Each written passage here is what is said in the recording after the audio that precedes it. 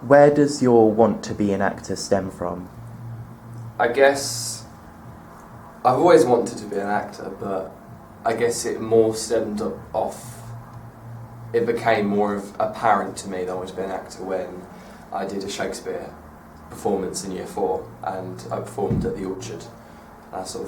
It was a nice sort of thrill to get, and I kept doing that throughout primary school. I helped out with, as the years went up, I sort of helped out with the younger years in doing. They did it every Year 4, so when I was in Year 5 I helped out, and in Year 6 I helped out. And then it sort of developed into wanting to do. I sort of looked up to actors. I was really into Doctor Who, so a lot of it came from there as well. I wanted to be the next Doctor Who, I guess. What's the attitude that young actors tend to have towards their work and their talent? Young actors tend to have. You get a mix, really. Some people, from my personal experience, some people do have a big ego when they're in the acting department. Not necessarily here, but I've seen it in secondary school. When people are told they're good, they take that way out of proportion and stop. They stop. I think they don't feel as if they need to work as hard because they've been told they're a good actor. They've been told they're good, so they don't really put much effort into it anymore. But then you get the people that are very overcritical of themselves, which isn't always a bad thing. It's good to be critical of yourself and learn from yourself. But I think some people, me being one of them, I think I definitely over-criticised my performance, especially on screen, because you can watch it back. So you get a sort of a mix of different, and you get some that sort of sit in the middle. Yeah. Okay. So, from your experience, what do casting look for in an actor? Casting agencies, I should be more specific. Okay. They're looking for you to be different. They're looking for a wide variety of different actors. If they have two people that look similar, they might not cast you purely for the fact that they've already got someone in their books that is tall, quite muscly, quite slim, quite large. They're looking for a variety. So if someone comes in and says, "Okay, we want an Asian tall male aged between 30 and 40," they have a more specific casting. Whereas if they have two of those people, or say for example, if they had two of those people but they were say a little bit younger,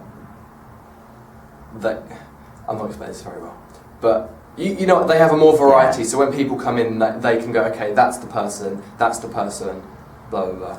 So from that, would you say that for a lot of actors, the pressure to stand out and be special is very, very high?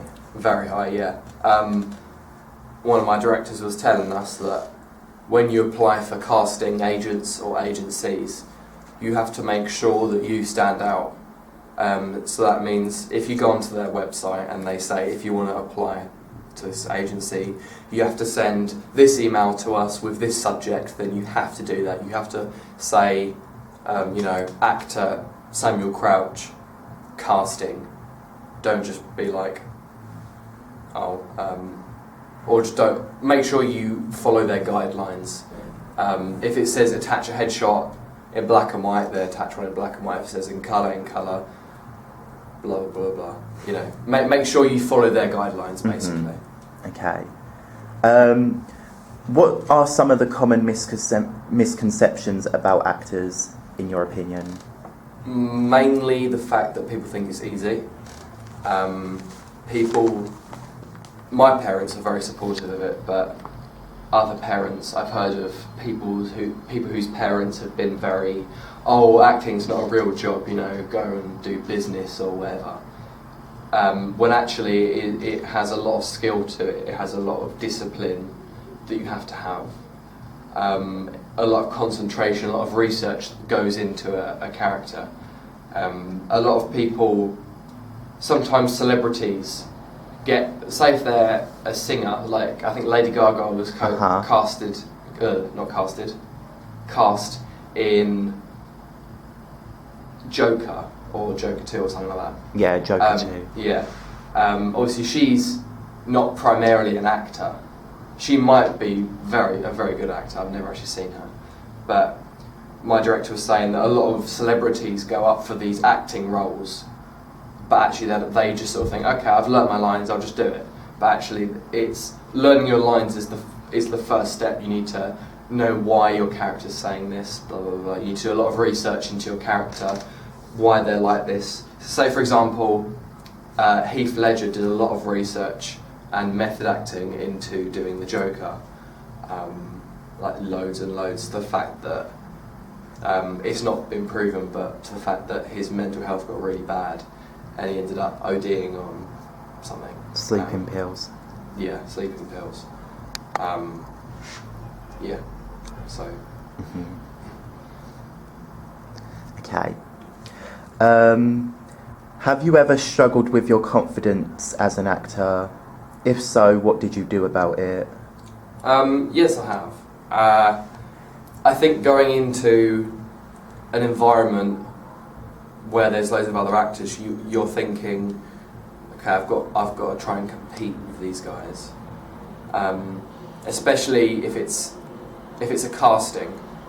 Say you're doing an audition for a casting agency. When I was younger, I went to a casting agency. It was like a children's one, and there was loads of other people in there. I was thinking to myself, okay, not all of us are going to get cast. We need to stand out. And it's the same with in rehearsals. Obviously, if there becomes a show or a film that we need to do, we need to make sure that we're going to try our best to get lead roles in the Christmas show, for example, or lead roles in short film, like when we did Tom. I remember trying my best to because I'm here to act, so I want to make sure that I get as much acting as possible. So I was trying my best to try and get some bigger roles, so I can have a bit more experience with that. What makes you feel better about your skill as an actor?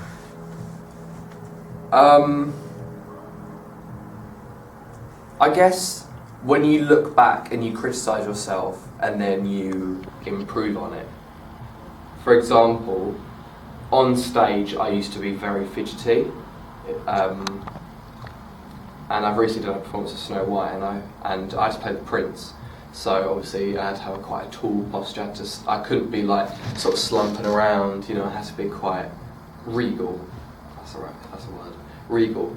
And looking back on other shows I've done, I remember being quite sort of fidgety. So I think it's seeing an improvement, which is really satisfying as an actor. Okay. What's your advice to young actors who are starting out? What would you tell them? So, around my age, or? Of course. Yeah, okay. So if you're around my age and you want to get into acting, I'd say do a course on it, I'd say. Audition for some amateur stuff. There's, especially around my area, there's sort of the Bob Hope, Bromley Players, West Wickham. There's a lot of options, a lot of groups you can join, and as you join them, they'll get to know you, and then your skills will improve. I'd say maybe do a few courses, find a few, watch some interviews of actors, watch theatre, analyse what they're doing.